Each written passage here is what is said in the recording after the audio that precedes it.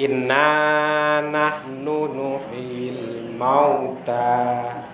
Apa artinya tadi? Sesungguhnya kami akan menghidupkan orang yang mati. Wa naktubu ma qaddamu. Dan kami menuliskan apa yang telah mereka kerjakan.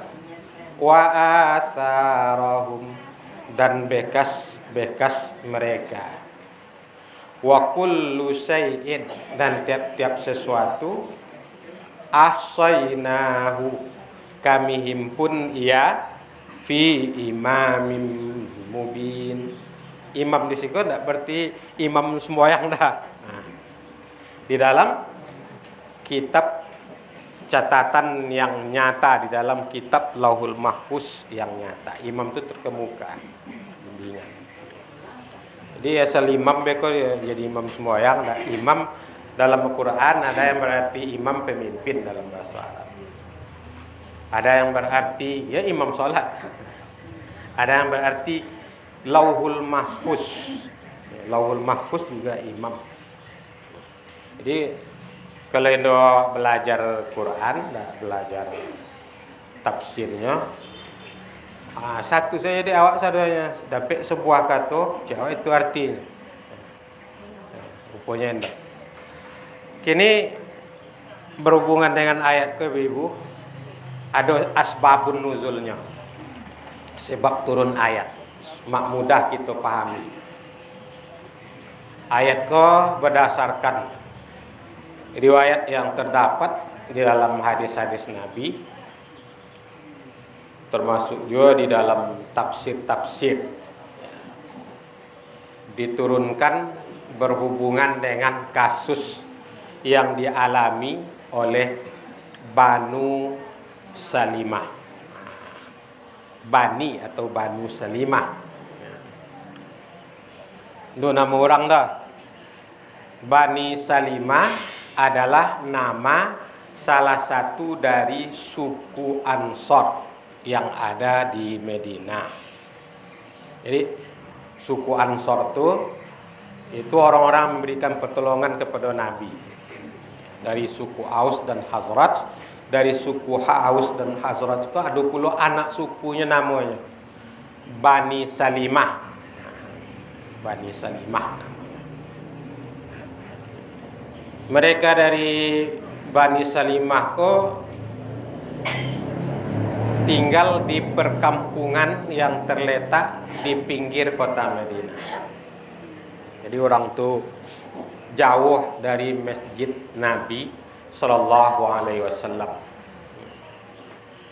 Kira-kira jarak orang tu dari katakan masjid raya kita itu, kira-kira lah tinggalnya itu di kira-kira ini dia ya tolang nana.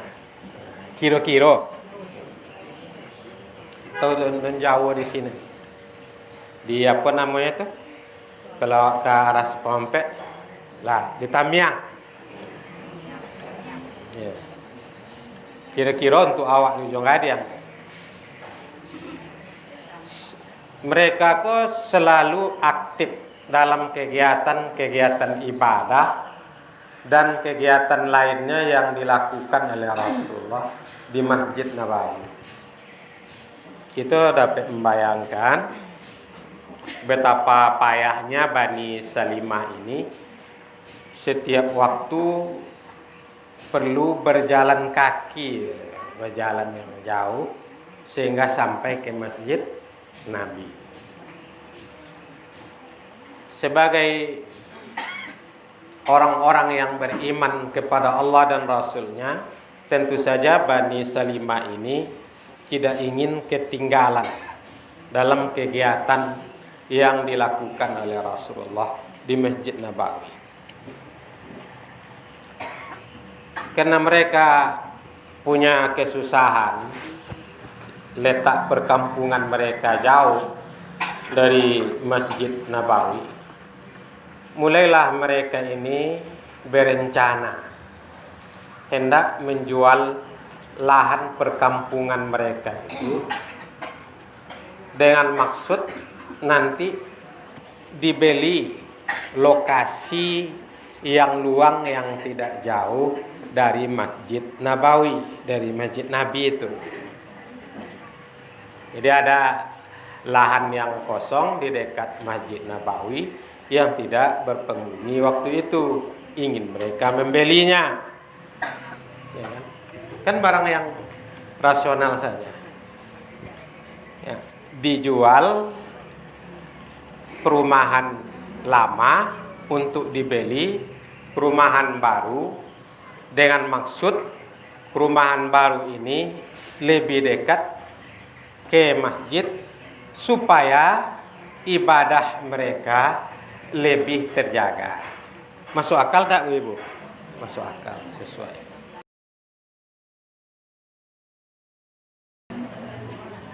Rupanya kasus kok sampai kepada Rasulullah, diketahui oleh Rasulullah. Maka dalam hal ini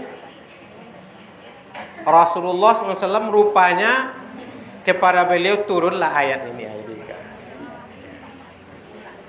Jadi ayat yang kedua boleh yang kita baca tadi diturunkan oleh Allah sehubungan dengan kasus Bani Salimah yang hendak menjual tanah perumahan mereka untuk dibelikan perumahan baru yang lebih dekat ke Masjid Nabi. Masjid Nabi waktu itu. Rupanya dalam hal ini Allah menurunkan ayat yang ke-12 dari surat Yasin. Maka dipanggillah oleh Rasulullah Bani Salimah ini. Tentu saja tidak seluruhnya berkumpul, tapi pemimpinnya dipanggil oleh Rasulullah. Maka dibacakanlah oleh Rasulullah ayat tadi, surat Yasin. Jadi kok dapat kok dalam hal kota bayang dah awak ketuntunannya.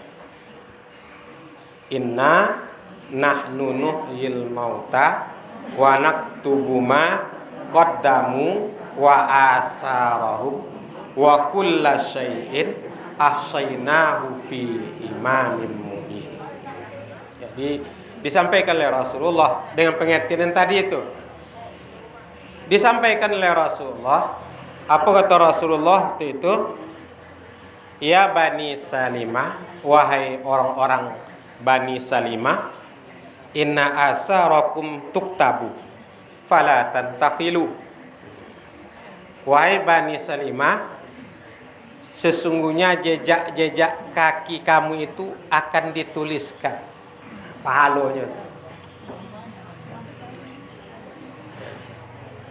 Maka janganlah kamu pindah. Anda jadi yang boleh pindah. Ya. Jadi jejak kaki kamu itu akan dituliskan. Kalau bentuk itu al-ibratu bi umumil lafzi la bi khususis sabab. Ungkapan pelajaran adalah pada umumnya lafaz itu, bukan menyangkut khususnya sebab tadi, bukan untuk Bani Salimah saja, tapi untuk kita. Jadi jejak kaki kok dituliskan. Le pindah orang tuh, semakin jauh banyak jejak kakinya, banyak tentu ibu masih ingat le. Ada hadis Nabi misalnya, barang siapa yang berwudu membaguskan wuduknya di rumah wuduk kan, dibaguskannya wuduknya, kemudian dia berangkat tidak keluar meninggalkan rumah kecuali dengan niat berangkat ke tempat sholat berjamaah. Langkah yang pertama apa kata Nabi? Langkah yang pertama menghapuskan dosanya. Langkah kedua meninggikan derajatnya di sisi Allah. Langkah ketiga hapus tinggi. Jadi di sini pelajaran yang kita ambil, rupanya jejak langkah kita dalam beramal baik itu akan dituliskan sebagai